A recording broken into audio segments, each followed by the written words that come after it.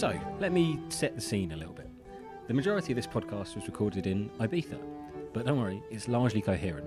This wasn't the Ibiza of late night parties and being hungover on the beach. I was lucky enough to be invited out to the T100 Series triathlon event. What is the T100 Series, I hear you ask? Well, it's triathlon's latest attempt to go mainstream, and it saw Ibiza become less parties and hedonism and more lycra, elite performance athletes, expensive bikes and equally expensive technology.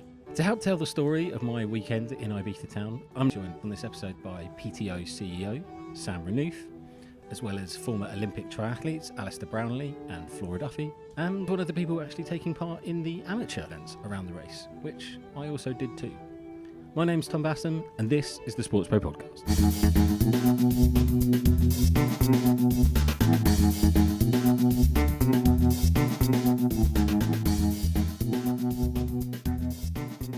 The T100 is a new multi-leg global triathlon series created by the Professional Triathletes Organisation, or the PTO. Born out of the PTO Cup, a Grand Slam-based event series which ran 4 major events in 2022 and 2023, the T100 was rebranded and launched this year as a series expanded to a 7-event tour, stopping off in Miami, San Francisco, Singapore, London, Ibiza, Las Vegas and Dubai. Now, triathlon is an incredibly popular mass participation sport, but it hasn't ever broken through into the mainstream outside of the Olympic short course race. Trying to do that, ultimately, is the PTO's goal. But perhaps it's best I let CEO Sam Renouf explain the business proposition. The whole commercial basis of the PTO is very simple. It's that triathlon has one of, if not the most valuable demographics in sport, but the audience is fragmented by the lack of media and the lack of real content. And so if you've got a really valuable audience, but you can't speak to them at scale, it doesn't have any commercial value. And so could we come and fix that and bring that together? And we spent a couple of years putting together the PTO and testing out various different things. Our first event was called the Collins Cup, which was a team-based competition. We then evolved that into the PTO Tour, which was really 3 or 4 Grand Slam events. And the main learning we had throughout that was that triathlon, the fundamentals were there, but the right sporting product, if we put it that way, wasn't. And that's really what went into creating the T100 and the various strategies that went into it. And this really came about over about an 18-month period of working with our board and really looking at what are the best bits, or what are the parts of other sports that work well for their sports that we could apply to triathlon. And so if I go through them, not particularly in real order, first of all, the competition needed to have prestige, so it needs to matter. So I'll be careful not to sort of criticize other sports, but there are some, let's think about the right way of putting it, there are some very famous high-profile new sports competitions in our world, right? And the professional, when I say our world, not within triathlon, I mean the broader sports world, and arguably the professionals don't necessarily care what's going on there, therefore the fans don't care, right? So it needs to matter, I suppose is the simple way of putting it. And in our case, what that meant was aligning with World Triathlon, the International Federation, and going and creating an official World Championship Series. And we actually got that feedback from our athletes themselves when asking about what was important to them as a sport that's relatively niche, to be able to say that you're the world champion, that matters, right? And so that was the first thing, was to make sure the competition mattered, add competition prestige. Secondly, this is probably the most important, was to create a season-long narrative around the sport. That so many sports have that, but triathlon didn't. We've got amazing, every 4 years we have the Olympic Games. Triathlon gets its moment in the sunshine, and there are some fantastic other events. There's Challenge Roth, there's Ironman Hawaii that everyone's heard of, but you can't build a professional sport on 1 or 2 weekends a year. And we were actually contributing to that problem of what we had, because we'd created 3 or 4 events that didn't have any narrative between them. And so rather than having one-off champions, we wanted to create a season-long narrative, and that was really sort of the evolution to what the T100 is. So that's number 2. Number 3 was consistency with the athletes. So actually getting the top athletes, giving them a contract, getting them, I say, locked in a light way, that they have commitments to racing the tour. And that was very important in particular to our broadcast partners. So one of the early stage investors in the PTO is Warner Brothers Discovery, and we work very closely with that team, despite being a relatively small sport for them in their world of Olympic rights and things like that. Because they're an investor, they've been really lent into our strategy and helping us. And part of their feedback was that, look, as a broadcast partner, for them to be able to tell the stories, they need to understand who's racing and to have consistency and not have it week in and week out be different people.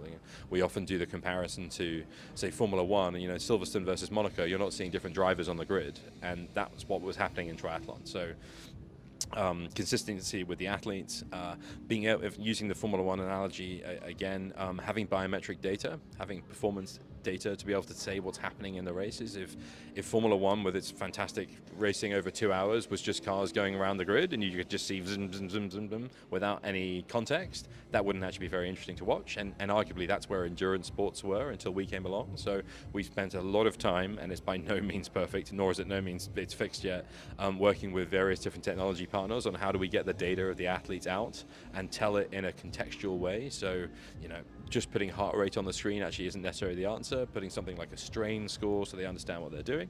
5, iconic locations. It's again another parallel, not just with Formula One, but many other sports. I mean, Wimbledon, the Grand Slams in tennis, the locations are almost as important as the competition itself. And we saw the same thing, especially in a sport with participation where we're attracting inbound tourists to come and do the events. Putting them on in beautiful locations like we're sat today just made sense, right? So iconic locations, seasonal narrative, where am I missing now? The one that was missing. So not just mass participation, but multi-sport festivals. And that's what we've done this year. And if I explain the difference there, is we have always had some element of amateur participation around the event. Sometimes they were with third-party organizers, so we would add a PTO event to something existing. Other times we organized it itself, but they were primarily triathlon, so swimming, biking, running. And what we looked at is, if you look at the data, obviously triathlon is relatively niche, but if you break the sports of triathlon into 3, swimming, cycling, running are 3 of the most accessible sports in the world. In fact, close to 900 million people regularly compete or train in those sports. And so that was an important distinction for us, was to go beyond that. You're seeing that in about half an hour here, and I think you're going to experience it firsthand. Yeah, exactly. And we've got open water swim here, we have aquathon, which is swim run, and then we have the triathlon. In Singapore, our event we had earlier this year, we had duathlon, so that's triathlon without the swim. And in most events, we have a standalone running event. So in Dubai later this year, we have a music run, which is a 5-kilometer race done, or I say race, it's the wrong phrase to use actually, a 5-kilometer event where the whole essence of it is around dance music and EDM. So it would have been perfect to do it in Ibiza actually, considering where we are. So maybe in future years. And part of the logic of that was to make the events more accessible and larger scale, because even some of the largest triathlons in the world, so our London T100 is the largest event in Europe. We were just under 5,000 participants, which is huge for triathlon, but look, in the sense of the sporting landscape, 5,000 people, that's not that big. Whereas if you can add in swimming, biking, running and its component parts, we think we can get the scale to sort of 15,000, 20,000 participants. And that means 50,000 people on site, so sort of meaningful numbers. In Ibiza, there were around 1,200 amateurs taking part in the long-distance swimming events and the age group-based triathlon or duathlon races. I took part in the shortest distance swim possible, a mere 500 metres, and you'll hear my thoughts from immediately after that experience a little bit later on in this episode. To get a better understanding of the crossover appeal of elite and amateur triathlon events, though, I wanted to speak to some of the people who were taking part. So I headed off to the beach, where I found Ali Schofield, who was also doing the swim, and then staying the weekend to cheer on the pros the next day, and then her husband, who was taking part in the age group races the day after. Let's hear a bit of that conversation now. We're sat on the beach. It's a pretty beautiful location. Can you just tell us what you're about to do? So we're just about to do a 2K swim. Oh, you're doing the 2K. I'm only doing the 500 metres. Oh, nice. I'm just not that fit. But that's very impressive. You're still doing it? Yes, exactly. I'm guessing this is the first time you've come to do this event in particular in Ibiza. What attracted you to it? Yeah, I've never been to Ibiza before. So my husband and a group of friends decided that they wanted to do the T100 Triathlon. And I'm become a support crew and thought, right, I'll do the swim. So, yeah. Would you describe yourself as triathlon fans? Is it something that you sort of take part in regularly or active in? Yeah, we've been all over doing triathlons and stuff. It's a part of our life, it's our love, so. Is that kind of the nice appeal about triathlon, is that you get that mix of, you can come to do the sort of the age group events, and then you've also got the pro events going on as well? Yeah, 100%. What's brought you into the T100 as an event? Apart from going off my hat a little bit, wanting to try something new and not doing an Ironman event. But yeah, cheaper, a bit of sunshine, nice locations. I'll talk on behalf of these, but I like the look of the bags and the colours and a bit and a bit of the swag. And they've created something new and exciting, and I think it's great to see all the pros, and we get to watch all the pros on the race on the Saturday, and then the guys get to race the same course as them on the Sunday as well. So The T100 is a really new pro event. How much do you get it? How much do you understand about it? Have you sort of followed it as a fan? yeah, definitely. They put it live on telly as well, so you can really get behind it. And I think being fangirls or fanboys of the pro athletes, you get to follow their journey. And I think that's one thing that makes triathlon special, is that the professionals are just so lovely as well. They'll take time for us like normal triathletes. Well, people that do triathlons aren't normal. Everyone that does it is a superhuman. No, I mean, from a physical perspective, I think everyone who does it is a superhuman. Like, they're incredibly tough demanding things to do. Yeah. Like, have you watched it on TV as well as a product like that? Yeah. And like, is that different from other like professional triathlon events that you've seen? They make it feel like a professional, well, it is, but they make it feel like an elite sport, and it is. And I think they're obviously bringing it up and raising the level with it. To be on telly, it's great. It's not just on YouTube, it's actually on television as well. So they're really raising the game for it, and they're investing a lot of money into it, and I think you can feel that and you can see that. So. All right, I think that's all I need. Thank you That's very all right. much. No problem. Okay, so I've just finished the 500 metre swim. As you can probably tell, I'm absolutely knackered. Slightly delirious at the end, if I'm honest. I'm very unfit. I hadn't trained for that in the slightest. I hadn't touched the water until I got in it. But I feel a mixture of tired and endorphins, which I guess is the normal thing to feel after you've done that.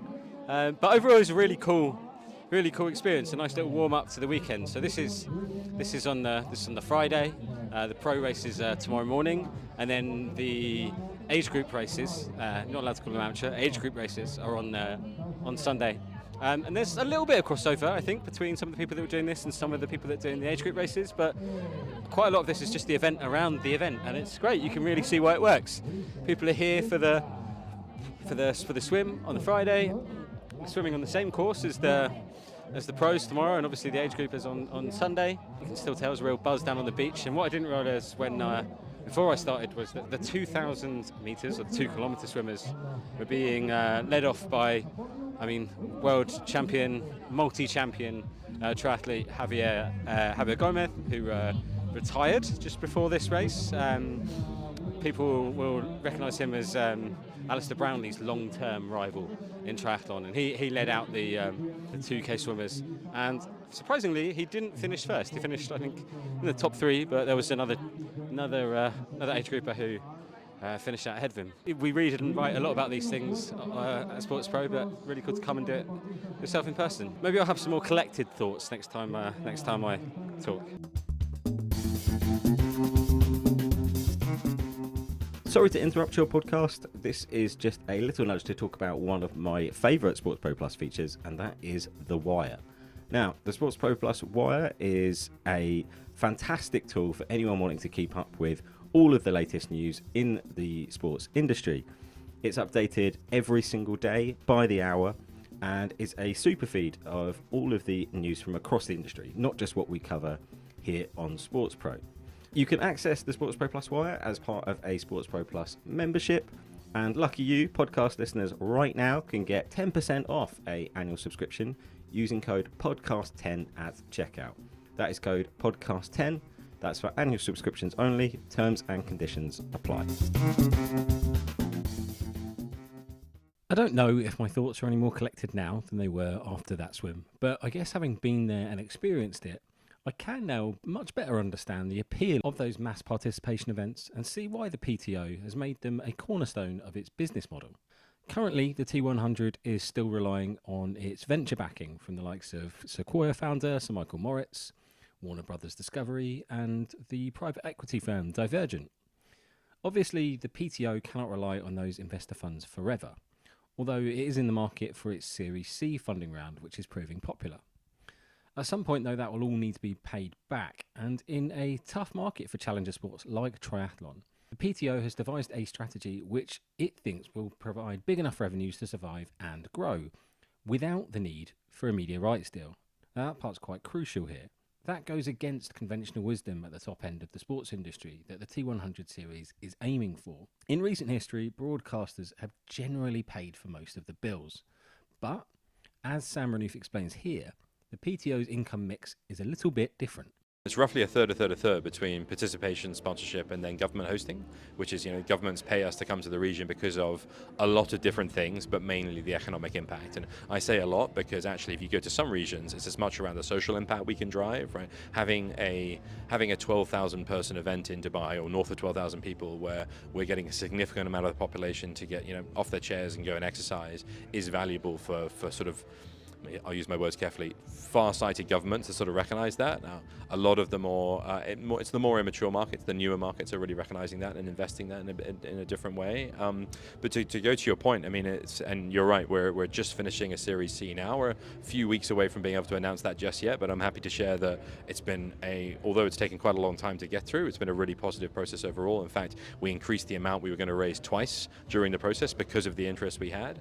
And the fundamental sort of opening point of every single one of these investment conversations was there's an awful lot of interest at the institutional level. And sorry, I should add context. All of the investors in this round are institutional money, so it's all private equity funds, sovereign wealth, things like this. And all of them, consistently, the feedback was there is institutional interest in sport, but there's big concerns about what's happening in media rights, right? Across the board, right? Even if you're right at the top tier, maybe outside of NFL and Premier League. And our positioning for that is actually perfect because we built this business to be media rights agnostic. Now, that's not to say that media isn't an incredibly important part of the business plan, because it's, for us, it is the way that we consolidate the audience, it's the way we tell the content and grow it, but for us, it's not economically important. It's sort of the flywheel that drives all the other parts of the business. So our partners like Warner Brothers Discovery are incredibly important, but they're not important because they're writing a check. They're important because they help us bring this audience together, which we monetize through the other ways we mentioned, where it's mass participation, through sponsorships, and then government hosting fees. Now, I was lucky enough to be a VIP for the event in Ibiza, and it was a pretty special experience. It's an early start for a triathlon, but I was able to make my way up to the rooftop of a hotel which overlooks the beach where the race starts, and look down on the swim as the pros sprinted out into the water and did the 2K before heading back to shore and embarking on their bike leg. That was a pretty impressive backdrop. You had the sun rising over the clear blue seas, boats floating out in the Ibiza Town harbour, and people kind of just generally strolling along the promenade. But lots of fans on the ground too. I mean, this was a highly walkable event. After both the professional races got underway on the beach, I was able to walk pretty quickly over to take in the end of the race, where the runners were completing the third leg of their triathlon right down in the harbour. And you could see that the supporters had followed the event all the way through, down to the finish line, where there was generally a bit of a bouncy atmosphere with the expo going on as well, where you had supporters buying up merch and various different bits of, some of it quite expensive kit from some of the sponsors that were on site. You could definitely get an understanding as to why it was Ibiza was so keen to have the event. You had lots of big spending consumers coming to town, filling up hotel rooms at a time of year which is traditionally sort of the closing parties, not quite as busy as the height of summer. My understanding is the locations for the T100 series tour pay a 7-figure sum in order to host the event, and Sam Renouf himself told me that that's not a particularly hard sell when it comes to putting those events on. It's just making sure that the locations are able actually to technically hold a triathlon, which obviously closes a lot of roads and causes a fair bit of disruption. But on a sunny day like we had, it all seems kind of worth it. Down at the finish line too, I was also lucky enough to get a tour of the broadcast facility, and having sort of established that broadcast is not the main economic driver of the T100 series, it was still very impressive to see how much effort is being put into making sure that what goes out on Warner Brothers Discovery, who's the sort of main broadcast partner for the whole series, looks and feels professional. I got taken through the OBS trucks and talked through exactly how it is they broadcast the race, and it's a very impressive operation. They've got triathlon experts in the truck advising exactly how to shoot what's going on and explain the action to people watching on screens. And this isn't going to be drawing as many viewers as a big Premier League game, but there's no doubt that this is a very serious operation. And that content not only just fuels what's going on in the broadcast too, but it creates the kind of social media content that really racks up the social views, and the PTO and the T100 series are very happy to talk about some of the records they were setting for their social media content, some of which might surprise you in terms of outperforming things like UFC and golf, which I guess are kind of almost comparable in the age groups in which they appeal to. Again, maybe it's best to hear from Sam Renouf in order to explain exactly what the thinking is. The vast majority of the content we put out is around the professionals, and it's that inspirational angle that you're seeing these incredible athletes performing at their absolute peak. And one of the things certainly that attracted me to working with the PTO is that triathletes are genuine, professional triathletes, amateur too, but professional triathletes are genuinely superhuman in their performance levels. The majority of the content we're doing is storytelling around the professionals and inspiring, but what the marketing team have had to adapt is also making some of the content more aspirational and about getting someone off the couch and inspiring them to come and do this. And one of the things that's unique about triathlon, as we said, is that you do take it up as an adult. So you might have done a marathon or a 10K or a half marathon, and your knees might be hurting a bit and you want to do something different, and so that takes a very different marketing message than promoting professional sport. We've built a really fantastic internal team, particularly around content, that have all come from other sports, and they're applying that their knowledge to our sport. And I think a lot of them have enjoyed the challenge of a sport in triathlon that hasn't traditionally been promoted that much, right? It's just because it's an Olympic sport, it doesn't necessarily have the resources to go and reach the level that we aspire to. As an example, our director of content, fantastic director of content, our chief content officer, Nick, came from UFC, and so he spent a career telling the stories of athletes going literally head to head. One of those athletes signed up to the T100 is double Olympic champion Alistair Brownlee. Now, I don't know about you, but if I just completed a 100-kilometre triathlon, I don't know if I'd have the energy to field questions about sports management and the role of the athlete. Fortunately for me, Alistair Brownlee is a bit of a superhuman. He'd finished 4th in the race in Ibiza after receiving a penalty for drafting, which is essentially cycling too close to the rider in front of you. But he was in a reflective mood and talked me through his race and why it's important to have athletes helping to shape the sports that they compete in. Alistair Brownlee, we're sitting in the port harbour of Ibiza Town. You've just had a much tougher morning than I have. I've been watching you do that course. How was it out there? Yeah, it's a lovely spot to be sitting after a race, isn't it? We've got, I'd say it's really nice temperature to be sitting here in the sun, not too hot, just lovely to have a bit of autumn sun, and race this morning. The race went well, to be honest. I was happy with how it went. Swim was good, bike was going well, and unfortunately got a drafting penalty on the bike, which meant that I then had to have a minute penalty. The penalty was my fault. I just rolled into the people in front of me, and that meant that the race ranger red light started blinking at me, and I wasn't quick enough to come back out of the zone, and so it's my own fault. That meant that I had a minute stop about 3/4 of the way around the bike, rode the rest of it on my own, and then ran on my own, just tried to catch people, and managed to overtake Fred Funk. Yeah, overtook Fred Funk and got round to 4th place. Congratulations. The drafting penalty, actually, that's an interesting place to start. That's a rule that was decided or kind of voted on by the athletes. How important is it for you and your fellow athletes to have a kind of say in those kind of rules, like to have it a little bit more athlete decided? I guess that's one of the things about the T100 generally, is you guys have an equity stake in it too.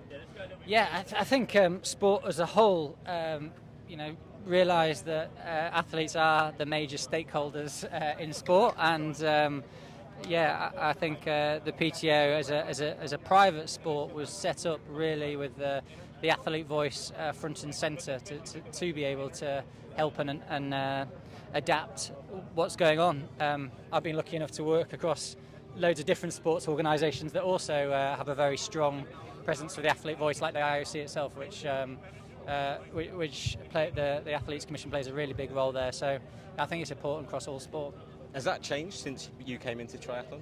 I think it's changed across all sports. I think firstly, I should say I wasn't aware of it. When you're like 18, 19, just turning up at races, you're focused on turning up, having a race, and moving on to the next one. Once you get a bit older, you're more interested in some of these things. So yeah, I'm definitely more aware of it. That's one thing, but yeah, I do think it has become a much bigger part of the whole sporting ecosystem.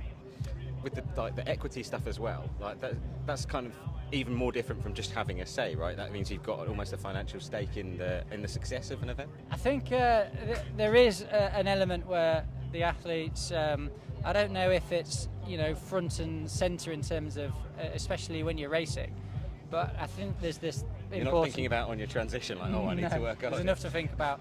But it's an important concept that the athletes do have ownership of the sport and the event in some sport, and it's there and it exists for them, and so it makes complete sense, because you need the best athletes to turn up and race well for it to be a great event.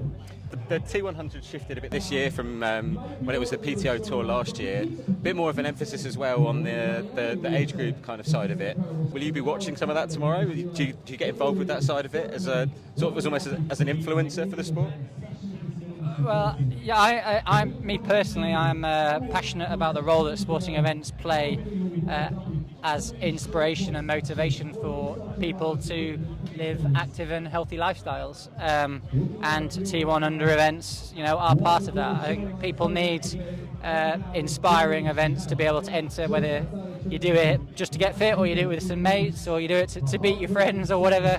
I think that plays an important part in people's motivation to be active, and people being active and living healthy lives is one of, if not the biggest challenge in Western society today, isn't it? So I really believe in the importance of them. And it helps him bring in fans as well for events like this too, I guess. There's definitely a kind of ecosystem flywheel effect where you need, of course, fans, stakeholders, and you need to engage them in a professional sport. And triathlon is a relative niche sport. You're not going to get fans engaged like you do watching the Premier League, for example, and mass participation plays lots of roles, and I think one of those roles is a fan engagement tool. With the T100, do you feel like it has a chance to maybe break through and put triathlon, as you said, take it out of being a niche sport and turning it into more of a major sport? It's definitely got a chance. I think there's a few reasons for that. I think triathlon is a great event to watch in terms of to have professionals racing, the kind of locations you can have it, the added value for the locations. We've seen 5-6 hours of pictures of glorious pictures of Ibiza, hopefully today on television. So there's value in that for Ibiza, and those host venue feeds are an important part of it.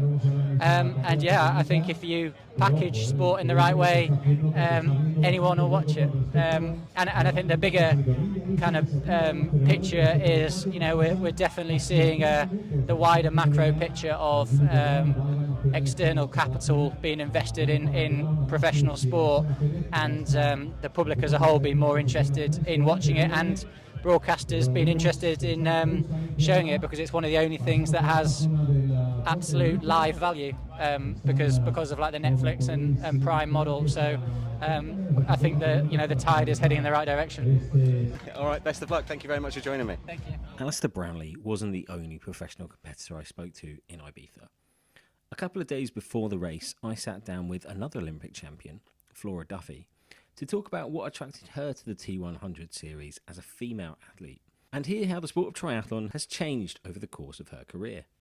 It's really exciting that they're putting the athletes first and listening to our voices, and supporting athletes throughout, the ups and downs of their careers. And obviously, as a female, like to see what they do for athletes if they get pregnant and step away for maternity leave, like they fully support that, and then fully support as you come back in, and that's really new in our sport. So that's pretty cool that PTO are fully behind that, and supporting men and women equally, paid equally, same courses, getting our own races.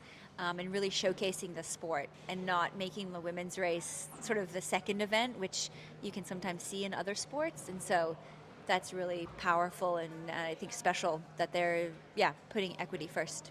If I think back to when I first got into the sport, and I was at the Beijing Olympics in 2008, a lot of years ago, and I think what you notice is there's so many more younger athletes competing at a really, really high level and winning races, and I think that speaks to the level of professionalism that there is, that they can almost get the support that they need, or the guidance or the coaching or the resources, the sponsorship at such a young age.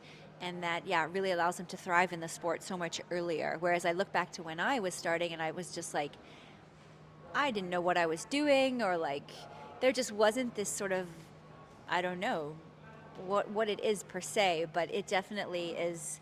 There's definitely more money in the sport. There's more opportunities of where to race, what distances you want to do, all the way from very short races all the way up to Ironman. And the T100 series is a big part of that, to fill the gap of this middle distance racing, offering really incredible prize money for within the sport of triathlon, and even that just elevates the sport completely. Triathlon is a niche sport, but I think every time you go somewhere and you see the amount of people doing the sport, or I spend a lot of time in Boulder, Colorado, and I see the amount of people that do a local triathlon. They all go by my house, and it's pretty incredible to witness the wide range of people that can do triathlon. I think that's really important to really reinforce that you don't have to be a top level athlete to do the sport. Anybody can do it. If you can swim, bike, and run, you can get through a triathlon, and you can pick your distance, starting from something very short and working your way up to Ironman. What Flora highlights here about the brand appeal of triathlon is what the T100 will be now trying to sell to blue chip sponsors. The PTO recently announced a partnership with Two Circles, which will see the agency take on the sales brief for non-endemic brands ahead of the 2025 season. The agreement is meant to be the next phase of the PTO's strategy, proof that the evolution of the brand and series offers a viable opportunity for big-name sponsors to get involved with. Perhaps it's a little bit better explained by Sam Renouf.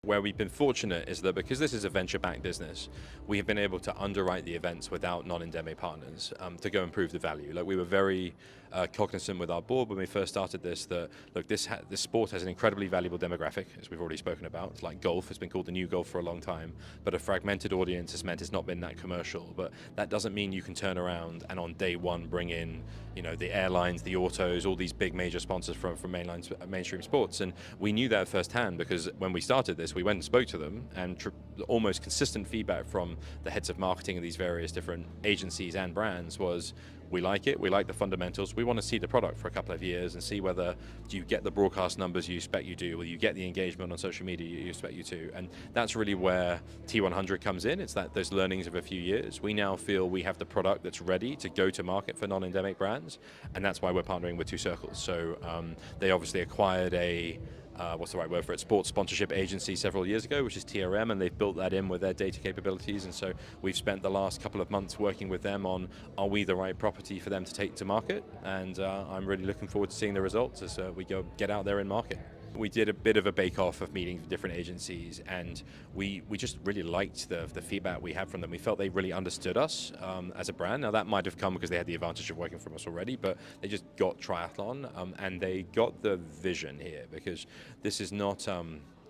we're investing heavily in taking the sport mainstream, and that doesn't mean that in 3 years' time triathlon's going to be bigger than football or anything crazy as that, but there's certainly an opportunity to be significantly bigger than it is. And I think they have the same kind of entrepreneurial background or growth aspirations as we do. And then lastly, our sales pitch is around the audience. It's around the data of the audience and the value of the audience, and they're perfectly positioned to do that. There's no denying that it's much easier to see a vision of success when the sun is shining in the Balearic Islands, but having got up close and personal with the PTO, it doesn't feel like smoke and mirrors. Triathlon clearly has an audience, and the T100's model for capturing it, without the need to rely on media rights, is convincing. It has the athletes, it is pitching to a commercially attractive demographic, and clearly its backers believe in the organisation's discipline and its strategy. The reason I wanted to finish the episode with Sam's comments on the pitch to sponsors and how Two Circles is going to be assisting that going forward is because that will be the real market test for the T100. After the tour's final stop this year in Dubai, attention will turn to next season and how the T100 kicks on. Here, the arrival of sponsors will be indicative of performance, at least in the near future. Long term, should the T100 succeed, the PTO will have proved that there is a different model for challenger sports which are willing to adapt in the modern realities of the sports industry. This, I think is quite exciting.